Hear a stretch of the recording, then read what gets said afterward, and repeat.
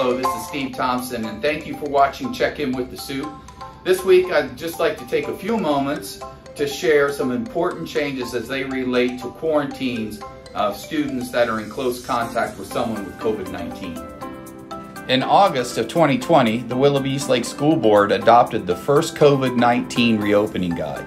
In that guide, it was stated that as the recommendations from the Ohio Department of Health and the Lake County General Health District change, the district would incorporate those changes into our daily practices with regard to COVID whenever possible. This week, the state and local health departments made significant revisions to the protocol for a student identified as a close contact to a person with COVID-19, and we are working to incorporate those into our daily practices. Moving forward, if a student is exposed to COVID and identified as a close contact while in school, they will no longer be required to quarantine at home unless the parent chooses this as a method of quarantine. This decision is at the discretion of the parent.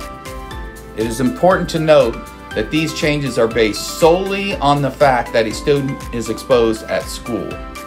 If a student is exposed to an ill person outside of school, at a school-related activity, or in their home, they must follow the traditional quarantine guidelines, as they are not permitted to return to in-person instruction until the quarantine protocols have been followed. If exposed in school, once the close contacts have been identified by the building administrator, the family will receive a letter from the school district. In that letter, you will find the date your child was exposed and the newly outlined steps that you should implement. If you elect for your child to complete a traditional quarantine, you will also find the dates and instructions for that. Students remaining at home will continue to have access to their assignments and through Schoology.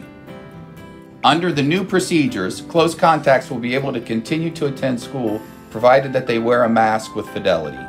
However, these students will not be able to attend any extracurricular events until they have received a negative test for COVID-19 that has been read by a representative of a medical facility or their trained representative. This means that you cannot send a photo of the test in lieu of a test result. Your child's test result should be emailed to covidhotline@weschools.org so that your child can be cleared to return to their extracurricular activity. Once the initial testing has been completed, your child will need to have a second test between days 5 and 7 in order to continue attending their school activities.